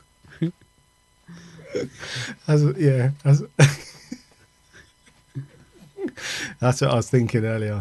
When I was watching it, I was thinking his mum would have been like, right, you're in, Doctor. Getting all her neighbours around. My son's in this. Yeah. Wait for it. You're in Doctor Who. Now, make an impression. Because you probably won't be in it again because you're getting killed. So he does like a full-on, forward somersault stuff, which is pretty good. He puts his all into it. Yeah. Actually, one of the Axons turns up later on, doesn't it, with a repaint, with a paint job, to be in Seeds of Doom. Oh yeah. Yeah. Just painted, just green and grey. Yeah. So we get to see him again, but as a different creature. Cost saving. Yeah, nice. Probably been in that blimmin' BBC prop cupboard for years. Probably went in there, right, what can we use? Yeah, what can we use? Oh, yeah. Let's get that cabbage out. Let's get the cabbage out. Yeah. Let's go traditional green. But I thought they looked all right. I thought they were pretty decent, actually. Pretty Yeah, that's to say, the actual way they zap people is pretty good for the time, I thought. There was one scene which made me laugh as well, which you'll be surprised at. It's the bit where one of the Axons in red cabbage mode is trying to run as fast as he can across like this corridor. Yeah. And the way the camera's done it is like this slow-mo sort of juddery effect. And you can see that from one end of this power plant or whatever it is to the other is probably like 3 miles or something. But he gets there in like 5 seconds. But the way the actor's running, you can tell that he can't run at all. Probably he's just can't like, see. Yeah, he's just like, yeah, it made me laugh. They in the making of or documentary on the DVD, they've put some music over that. Did you see it? It's like Fame or Footloose or something. I can't remember, they've overdubbed some sort of music on him running, which gives it a whole new take on that scene. Yeah. So, but yes, I know that. You can't beat a good old power plant location in Doctor Who, can you? No, it probably looked really futuristic back then. The power plant, the old power plant. Yeah. Before we get on to some of the actors, because we are waffling and laughing quite a lot, there was a couple of good action scenes. The scene where the Master hops onto the top of a truck. That was pretty good, wasn't it? I think he done some of that himself. Yeah, well, I think it was. I think it's really well edited. I have a feeling somebody did the jump, but then he must have been on, because he's clearly on the actual roof when they cut to him landing. Yeah, so he probably was on it and just did a jump to make it. But yeah, I thought it was really well done, and he very clearly was on top of that Land Rover. So he's on the top. It's like one of those army trucks with like the canvas top. Yeah. And I think it's a stunt guy that jumps from the bridge, even though it's not there's not much of a jump. It's only a few feet. I think because the truck's moving quite quick, there's a stunt guy that jumps on. But then, when it changes to like the camera close up of the Master on just laying down, holding on, that's clearly him going under the bridge. And it's actually it is a real truck. It's not like, because sometimes they do they cut to the studio, don't they? And it's like a bit like that fight scene we're on about, where it keeps cutting from location to studio, and it's so obvious. Oh right, but with that, you can clearly see that's for real. Yeah. And there's a bit where he's hanging off the side of the truck, and he's like hypnotizing the driver. You will obey me. Yeah, he's actually hanging off the truck as well. Yeah. So getting his hands dirty, which is good. And one more scene that I must mention, which made me just laugh uncontrollably, was the fight scene between Bill Filer and the cloned Bill Filer. Yeah. Oh, dear. Because it all kicks off, doesn't it? The Doctor has a bit of a scrap. That wig must have been glued on that extra for that scene. The Doctor tries to have a bit of a scrap, but he gets a slap and he's down for a while. And then these two guys, it's quite well done, I guess, where the camera's cut in between different angles to make it look like it's the same guy cloned having a fight with himself. But they just don't get it right sometimes. And there's a bit where the actor who's playing the other guy, like, you know, swings a punch and throws him down, but his face is very clearly visible. I know, yeah. You know, and you can tell there's another bit where his wig's hanging off, so you can tell that it's a guy in a wig. The sideburns are slipping. It's they didn't have a lot of time back then. I was absolutely cracking up to the point where I had to pause it because I couldn't hear what they were saying because I was laughing so much. I had to rewind and watch it again. Oh, yeah. I wish I'd been there. I bet you were laughing at Joe aging as well. That's another scene where I thought of you. You know, where he's being made to go old. Oh, yeah, yeah. The Doctor's like, no, stop, I'll tell you. All right, yeah. It's, yeah, I must admit, like we said earlier, I did laugh a lot.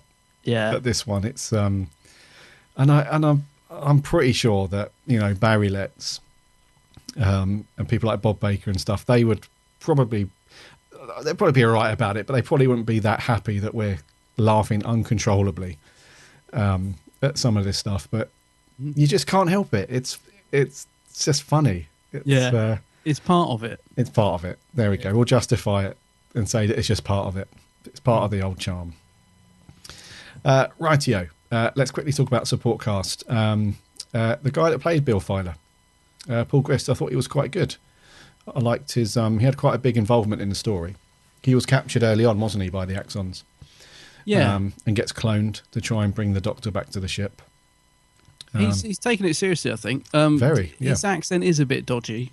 He's not native from the US, is he? No, because he's on the extras, and I think he's got... No, he's definitely not. Right, yeah. But yeah, his accent's a bit dodgy, but I think he just about gets away with it because he's sort of playing the part quite serious. Do you know what I mean? I think he does quite a good job. But yeah, he's slightly hindered by that accent. Yeah, and he has some good scenes as well. He's in the opening shot where he has a ruck with Chin and storms out. And then he goes to the Axon ship and gets captured. Then he gets cloned, and his clone goes off to try and get the Doctor, but then he turns up and they have that fight. Yeah. And then he gets hospitalized by one of the Axons, but then he's resilient. He's like, no. And then he comes back and then he helps out. So he has a big part, actually, throughout the entire story. Yeah, he goes. Yeah, he does. Yeah. So I quite liked his performance as well. The accent, bit dodge, but I thought he was pretty good. Peter Bathurst, Chin, the very rude, very abrupt, very let's bark a load of orders throughout the entire story. Chin, I thought he was really good. Yeah, he's a character that you don't want to like. You know, he's a character where you just think you're just pompous idiot. You're just an idiot. Yeah. And the Doctor can see right through him. The Doctor can see that he's an idiot. You know, and what he's doing is just going to condemn humanity to its death. But the guy just keeps ploughing on. He thinks he's doing the right thing. But he has got that very old school British kind of. He reminded me of the scientist guy from the Web of Fear. Yeah. He had that very old school, kind of typically British. Let's just thunder on and get it done. Yeah, and he thinks he's doing it all for the greater good types thing, isn't it? Yeah, but no, decent performance. Yeah, pretty good. Likable for an unlikable character. Yeah. Yep. Your mate John Levine. A couple of good scenes. Levine. Yeah, he gets a bit of action. So does Yates. Yeah, the car not chase too bad. is pretty good. Yeah. Where they lob the grenade in and then dive out and roll down the hill. It's all good. That reminded me of Dad's Army, but yes, it's a good scene. Yeah, that was all good. The brig. excellent, actually. Excellent, really, as really always. good in this. Because, he's in it. He's in it a fair bit, but not given that much to do. But I do think he's always good on screen, Nick Courtney. Yeah. And he's again, it comes back to what you were saying. He's sort of taking it seriously. So yeah, I can't fault Nick in this or any of them actually. I just think he's great. Yeah, he definitely has a presence on screen. That's what I was looking for. Yeah, he has a presence. Even in a story like this where he doesn't have bucket loads to do, and he isn't really kind of pivotal to the story, he still commands this kind of, when he's on screen, you can't help but, watch what he's doing and have a little smile at some of his things. And there's some good bits where he's putting Chin in his place, isn't there? It's sort of like when he's slapping Chin down and all that sort of stuff. So that's good. Yeah. Anyone else you want to mention before we move on to Joe? No. I think overall supporting cast very decent. Yeah. Yeah. Katie Manning in this then, Joe. Katie Manning. You've got have you split down the middle with Joe? No. Joe's one of my favourite companions. I love Joe Grant. I love the companion. I really like Katie Manning, lovely woman. She is a little underused in this. Oh, okay, right. And I was just thinking when you talk about unit then, actually, normally when we get Pertwee, we get sort of the Pertwee-Joe dynamic, and they're not in it together that much in this one. Joe kind of gets sidelined. In fact, there's one bit, I think, where the Doctor says, "Not this time, Joe," or something like that. Yeah. "You're not coming." And so... Yeah. I don't know, we don't get much Joe Grant in this, I don't think. She's good in the bit she's in, but she doesn't get an awful lot to do. So I really like Joe, really like Katie, but yeah, she's not given a lot to do in this story. Yeah, I totally agree. There are some good bits that she's in it. And I think everybody recognises the very short skirt and stuff like that. Very, very fashionable for the time. Yeah. So that's not it's not a bad thing. But yeah, she plays the part straight down the line. Is what I like about Katie Manning. She's very, like we've said a few times about some other people, she takes it really seriously. Yeah. So every scene that she's in, even if it's just a scene of her, running away screaming, she does it really well. She puts everything into it. And yeah, it's just a shame that she didn't have slightly more to do. We don't get many, because normally there's a sort of a couple of nice scenes between the Doctor and Joe, isn't there? And we don't really get much of that in this. Not really. And no. And you almost expect it with these two. You almost expect to have at least one sort of nice scene where it's, they have a little chat, and it can be quite touching at times or quite funny, or both. Yeah. But we don't really get that in this one, because like you say, they are sort of doing their own thing. Doing their own thing throughout this episode, or this story, sorry. Well, she mainly gets captured, and that's it, really, isn't it? That's pretty much. Because she disobeys the Doctor when he tells her to, which she knows she's going to do. He's like, "You're not coming," but she does, obviously. Yeah. Yeah. But yeah, it's still good. She's good in what she does in this one, yeah. Yeah, she's good. Roger Delgado. I love Roger Delgado. I think he's superb. I love the scenes of him and Pertwee. I just love any scene with Roger Delgado. I think he's brilliant. He's like this little naughty schoolboy, isn't he? When he's like trying to sneak off in his TARDIS at the end, and and all that, and also the bit where they're together in the Doctor's TARDIS. Okay, yeah.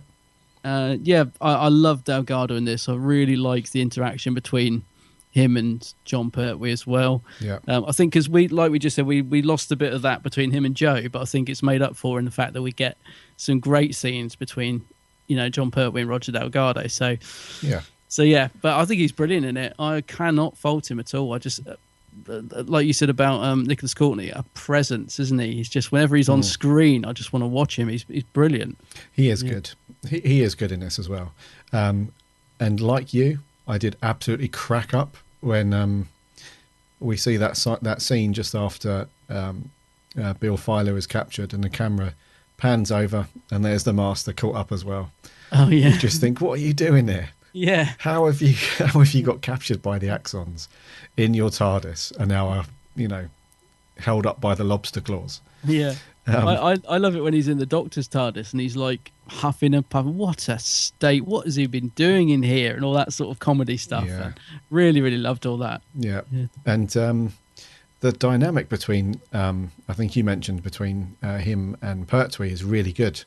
Yeah. One of the things that I picked up on was they kind of have this mutual understanding because, like we said, the Doctor's trapped and the Time Lords have blocked part of his brain that prevents him from fixing the TARDIS. So he uses that. He's like, you fix this and we'll both escape. Now, this is a bit that in my notes here I've got, this was quite dark for this Doctor because he knows full well that if he doesn't save the day, the Earth will be destroyed. But he still wants to escape, doesn't he? He wants the Master to fix the TARDIS so that they can both escape, because the Master actually says to him something like, you know, are you really prepared to like leave behind? Yeah, but it's all a ruse though, isn't it? He's never actually going to go through with it. Well, that's what I thought. At the time when I was watching it, I thought, and then at the end where I think it's the brig that says something like, were you really going to come back, Doctor? And then he actually admits, he's like, oh, I see, yes. You know, he's like, well, no. So he was actually going to go. Well, I think he was going to save the Earth. There was no doubt about that. But he was also hoping that he would finally get his freedom, because he's obviously a bit bored of being stuck on Earth. But that's a big risk, though. Do you know what I mean? So as a byproduct of, you know, having his TARDIS fixed, you know, was it a guarantee that he'd be able to save everybody? Well, no, but then when when is it a guarantee? You've got to take the risk. But I know what you're saying. But I love that part of the story, because I love it when just for a second you're thinking, is the Doctor not really gonna do that? Is he? He's just playing the Master along, surely. But I do love all that, because he's like, well, we're both Time Lords, aren't we? And it sort of shows the bond between the Doctor and the Master, doesn't it? That they're both the same race, and you know, come on then, let's go. We can't do any more here. We may as well save ourselves. And I loved all that, even though we know really it's not, you know, he wouldn't abandon Earth. But I liked all that. And they played a lot on that in series 9 with Michelle Gomez's character, the Doctor and the Master. They really played on that relationship between the two of them. Yeah. Which has always been there, evidently, even way back to the Pertwee years, that kind of understanding of their motives. You know, they've kind of, because I think the Master wouldn't hesitate in sort of taking the Doctor out, but in those moments where he realises to himself that he can't escape without the Doctor's help, they kind of put that aside. And the Doctor's the same, isn't he? He knows that he can't fix the TARDIS, so he gets the Master to do it. They kind of put it aside. So that's always been there. So that's like a real sort of giant sort of story arc continuity thing that's been there from the very beginning, I would say. Yeah, and it's very strong in the Pertwee era, isn't it? I mean, they're like cat and mouse, aren't they? It's like the Master knows if he ever did really kill off the Doctor, you know, the fun is in the sort of taunting and chase of it. If he ever actually finally did it, then, you know, the fun's gone. So there's always that sort of camaraderie between the two, which I think is good. Yeah. So lastly, Pertwee, what do you reckon in this one? Pertwee's taking this really seriously, isn't he? He's much more grumpy and, he's very, very much the scientist in this, which I kind of liked. You know, the Pertwee's Doctor very often uses his brain and scientific ways of solving the problem. I thought there's not much humour from Pertwee in this, because there isn't any in the script, but I think he's really good in it. I think he's really good. He's really playing it straight down the line. Yeah. Seriousness. I like it. Very tetchy Doctor in this episode. Yes, that's exactly what I thought as well. He's very serious in this one. There isn't much humour going on from him. There's the odd little smile, but hardly any of that stuff throughout the entire story. And it's all business. Yes, you know, there's no sort of mucking about, no clowning around, which I find that quite a lot with Pertwee. Actually, he's one of the Doctors where you very rarely see like the Troughton-y type of Matt Smithy kind of clown sort of character. He's very, very straight. He's very much like a Hartnell character. very stern, very busy. Let's just get stuff done. But that's great though. That's one of the good things about Pertwee. He's a great doctor. And, he is a good doctor, yeah. And he is good in this. Although he is very stern and he doesn't let up in that very serious side of things throughout the entire time. He's still good. I was going to say, yeah, he's kind of like found his feet a bit, I think. 'Cause this is from his second series, isn't it? So he's because in the first series, like you said, mentioned about spearheading that in space. There's a lot more sort of comedic side to the Doctor in that.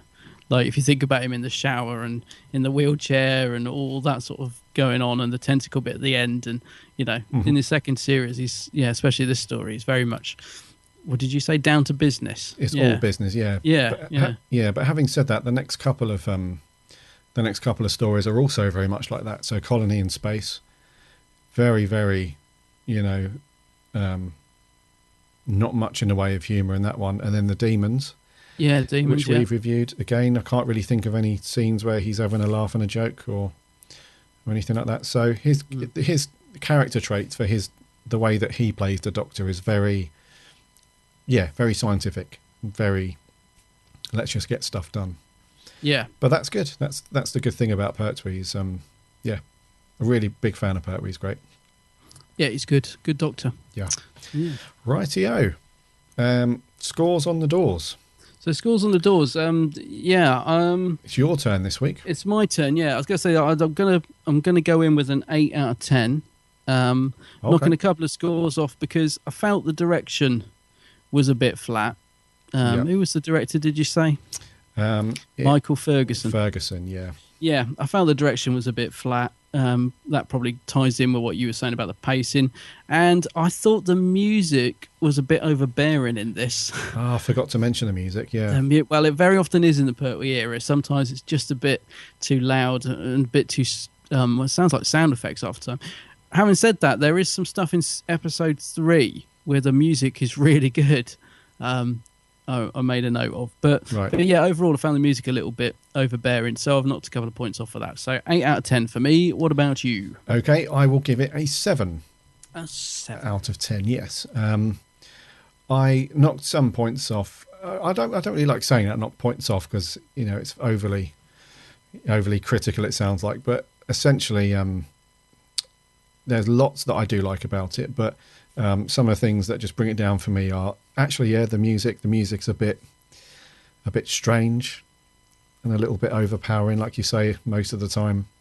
I thought that the pacing was very slow at some points, and it is it's a very yo-yo story where it's very action paced and then it calms down, but it calms down for a bit too long at times. And it's just like some parts of it are a bit flat, some parts of it's just like people standing still, having a conversation, pacing around. It's okay. It's better than okay. It's a good story. It's a good story. There's just a few things that a little bit off point, should we say? A bit flat. And I do love. Is it the Cliffhanger series episode 3 where the Master is like, either we destroy Axos or Axos destroys the Earth. Now, which is it to be, Brigadier? And I just love all that with Delgado just firing on all cylinders as well. Yeah. So that brings it up a little bit for me as well. Yeah. Delgado, yeah, he's great. Rightio, what did you guys think? Let's do an audio clip. This is Alex Kingdom. Hello, Gary Allen from the Big Blue Box podcast. How are you all doing? Now, the Claws of Axos, one of John Pertwee's mech stories. It's good. It's definitely good. I do think that there are things that work in the story. But in between parts 3 and 4 and 5, I get bored in the story. I think that it doesn't need to be a 6-parter. And this brings up the subject that some 6-parters in a classic Who could just be condensed down a little bit more to make the story a bit more fluid. Now, I know that back in those days they're only meant to be viewed once, and that's why they made them this long, because they want to make big epics. And I think that worked back then.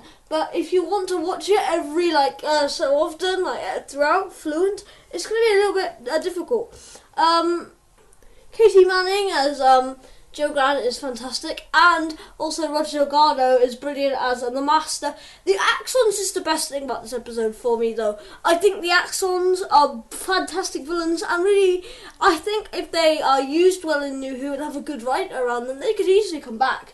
I mean, you could just imagine the transition fade that we have now with our modern effects. Could be brilliant, I think. But yeah, I'll probably give the Claws of Axos a 7.5 out of 10. Overall, it's okay, but it does lag in the middle a little bit, and it could be improved. Thank you, Alex.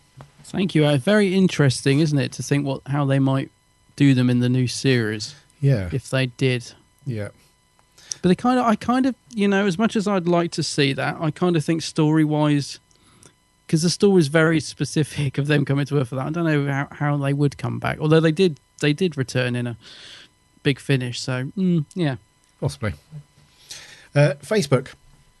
Sammy Satine says, moves along at a good pace. I don't like that defence guy Chin much. No. Bill is great, always good to see Sergeant Benton, Captain Yates and the Brigadier. It's always good to see the Master. Roger Delgado does an excellent job. The story is complicated and certainly kept me on the edge of my seat. I do wonder, though, if the Doctor or Ruffles really was going to leave or not take his hypnosis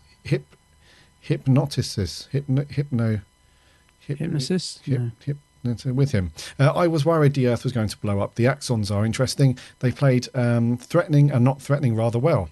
John Pertwee is great as always, 9 out of 10. Okay, yeah, good. Jeff Waddle. Hi, Jeff. Psychedelic 70s Who. Full of good ideas, never quite realised on screen. The book is good, but then the book doesn't have men in sleeping bags as monsters. I like the idea of Axos and the Axons all being one thing, but I prefer the tentacle ones, and they're green in the Seeds of Doom. But it's got Jo in boots and even a glimpse of her knickers. Yes. Which adds a point to the score, so 7 out of 10.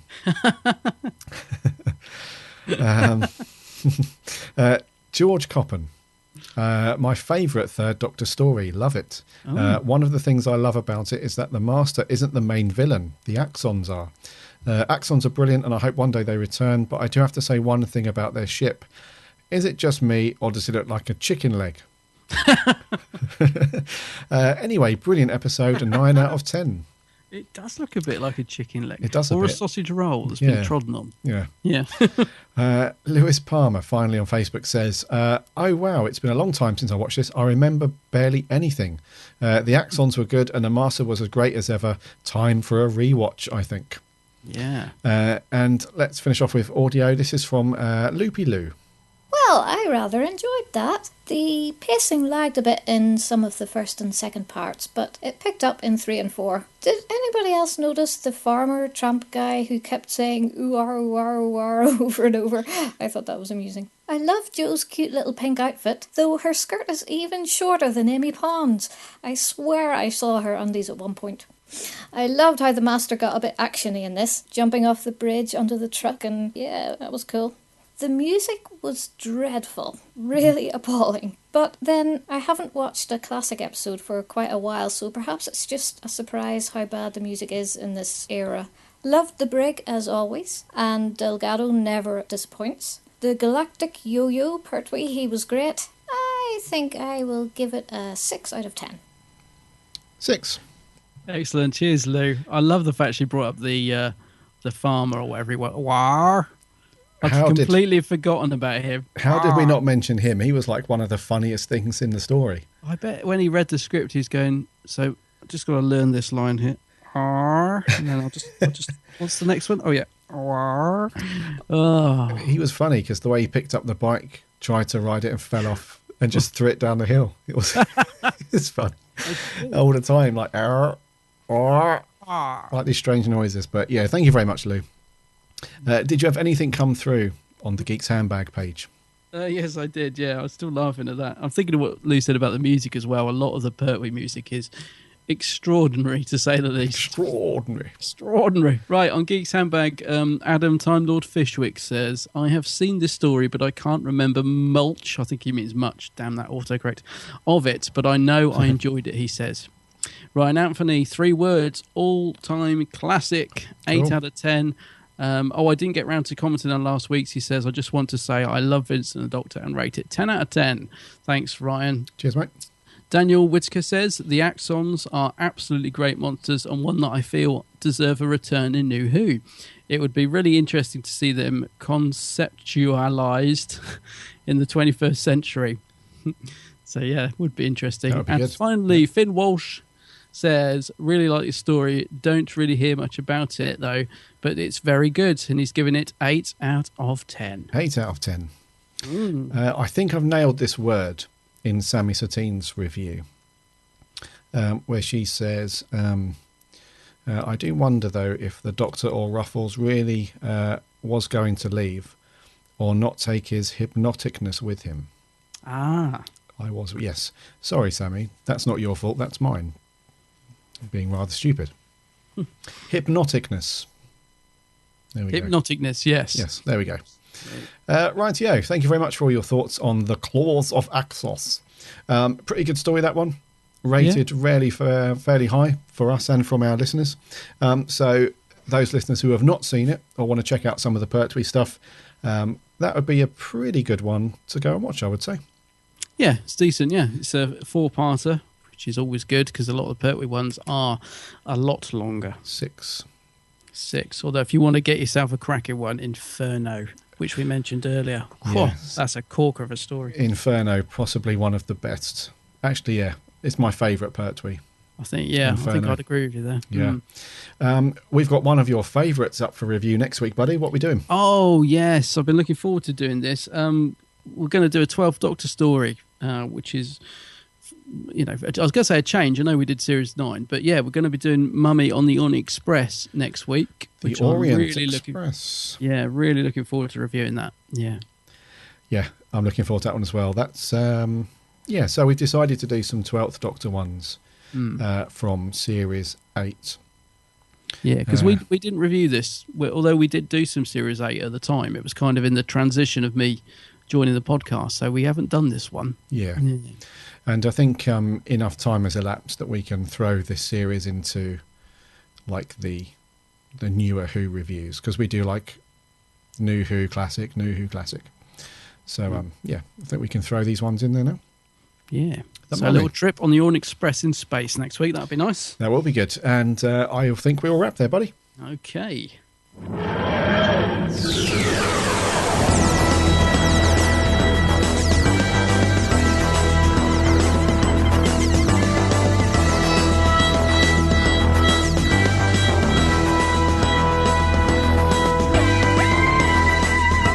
So that was episode 80 in this rapidly aging podcast.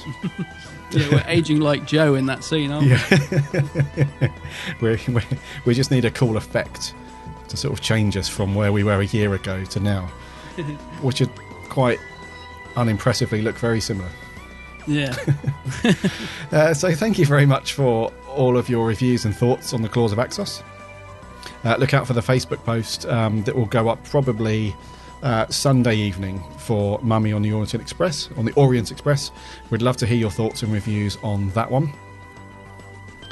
Head over to the website, it's bigblueboxpodcast.co.uk. You can listen to all the past episodes, and you can subscribe via iTunes, RSS and Stitcher and all that stuff. And you can also link off to Facebook and Twitter, Instagram, so you can follow us on there. Remember to check out Adam's channel, The Geek's Handbag. He's over on YouTube and Facebook, so make sure you give him a follow and a subscribe. Some cracking videos. Your last one was a bit of a stick prod for me. Was it? Your Z-Box from Savvy. That little Marty McFly Pop Funko was really good. He's good. And I quite like the look of some of those Z-Boxes, so I went and ordered one. Oh, did you? Which one did you go for? Just whatever one the latest one, the next one's going to be, which I think is the Guardians.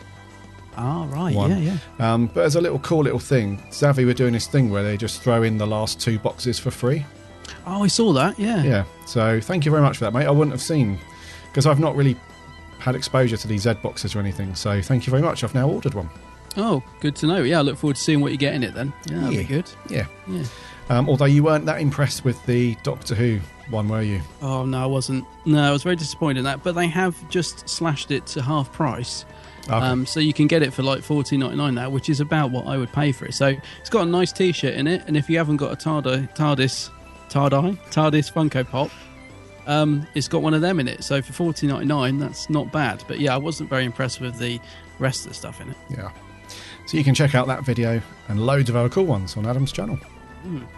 So until next week, my name's Gary. My name's Adam. I'm off to buy some Axonite. We will see you then. Remember. Oh, God. We will see you next week. And remember. Lonzy!